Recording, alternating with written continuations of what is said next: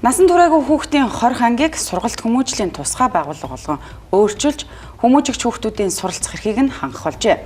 За ингэхдээ сард 2-3 ном уншиж тэмдэглэл хөтлүүлэх зэргээр өөрийгөө хөгжүүлэх бүх талын боломжийг нээлттэй болгож өгсөн байна. Үүний үр дүнд хүүхдүүд 2024 оноос 2025 оны хичээлэн жил гэхэд хим, биологи, түүхийн улсын болон олон улсын чанартай олимпиадад амжилттай оролцсон баяртай мэдээ байна.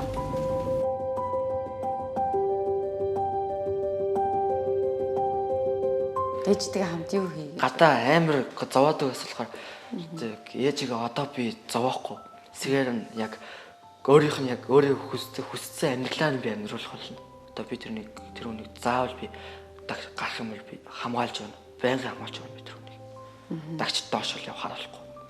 Мөрцөх гэд толгоо өөрдөг.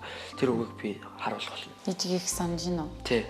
Хичнээн хүн намайг одоо муугаар хэлсэн ч миний ард ганцхан зогсдог хүн. Тэр хүн байгаа цагт би бол угаасаа урагшлаа.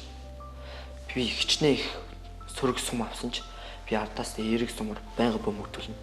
Бөөн хүч юм шүү дээ. Миний ээж бол миний хувьд бурхан. Би одоо энэ алдааг хийснээс болж би одоо 27 хүртэл байх болчихсон. Тэр болтол би ээжтэйгээ гараа бариад гадуур хэд зугаалж болохгүй болохоор би эндээ хог юм байгаа байхгүй. Тэрнээс биш би гадаасан бол одоо яг ийм их бодолтойгоор байсан бол ээжтэйгээ байнгын эерэг зүйл хийж явах болсон. Одоо би 27 хүртэл хүлээх бодолтой. Хичээл мчилдээ сайн. Тэгээд өөрийнхөө мэрэгчлэрээ ажиллагаа гэр бүлээ тийчээ гэсэн тиймэрхүү бодлоготой одоохтой байгаа. За ер нь онц сурдаг байсан уу? Гадаа зүгээр дундчиг л барьдаг байсан. Тэгээд энэ дотор орж ирээд яхаарахгүй цойлоод эхэлчих тийм. Цойлох гоё юм лээ. Альбод дээр тэгэл амжилт гаргаж сэтгэл дараа нь амар гоё гүнзгий мөрөнд авчт. Сая олон улсын альбод дээр яг өөрийнхөө хийсэн мөртлөө л дотор жоох юм үлдээчихэж байгаа байхгүй.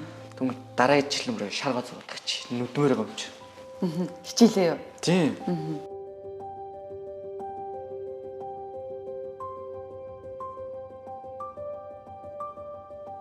Энд ах хугацаанд хичээл номонд бас сайж ирсэн гэсэн шүү дээ. Энэ нөгөө юу нөлөөсөн байна? Ер нь хичээл ном дандаа онлайн хичээл үзэж байна гэсэн үү? Гүү багш нартай ч та манай сургуульч.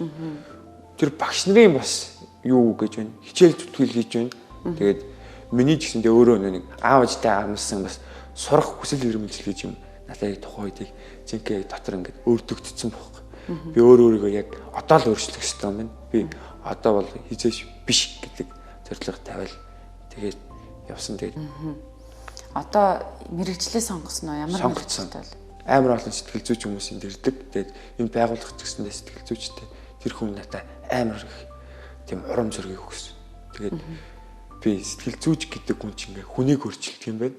Гэт чаддгийм байна. Нэг хүн өөрчлөгдөх ямар байдаг юм бэ гэд намайг өөрчилсөн тэр хүний тийм юу бод ингээд дотор ингээд би бас дүүнэртэй найзуудаа ах нартаа тэр хичээл зүтгэл гаргаад эн чи ингэж сурч болдгоо шүү гэдгийг мэдрүүлээд ингээд өөрчлөлтийг авчирч чинь тэр хүн намайг өөрчлөөд ингэж байгаа юм чи би ч гэсэн одоо хэдэн мянган хүнийг сэтгэл зүйч болоод өөрчилж чадах вэ?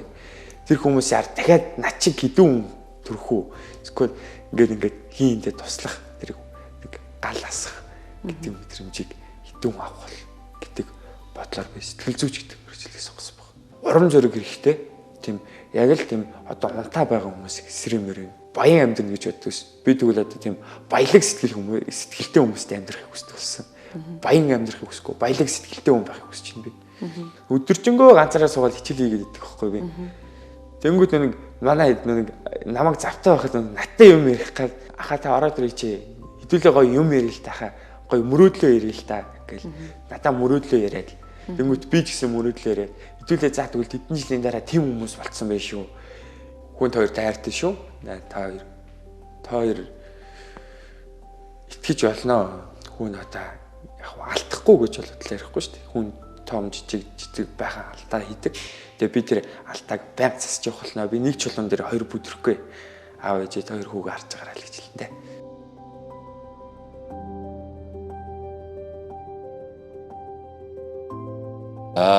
Сургалт хүмүүжлийн тусгай байгууллагад хорхойлогдож байгаа хүүхдүүдийн гэмтэрэг үйлдсэн шалтгаан нөхцөлийг аваад үзэх юм бол ерөнхийдөө арга гэрийн хараа хяналтгүй байдал, эцэг эхийн хайхрамжгүй байдлаас одоо үл хайхрах хүчирхийлэлтэй холбоотой байдлаас шалтгаалаад гэмтэрэг үлдэж байна гэж бол бид нэрс дүгнэлтэнд хүрч байгаа. Учир нь яагаад гэвэл өсвөр насны хүүхэд яг хичээл сургуулиас гадуур ямар үйл ажиллагаа, ямар найз нөхдөдтэй хаана юу хийж явж байна гэдгийг эцэг их тэр болгон бас анхаарахгүй, хараа гяналтыг тавихгүй байгаагаас үүдээд гэмтэрэг үйлдсэн болон гэмтэргийн толбогдох юм асуудлууд бол гарч байгаа.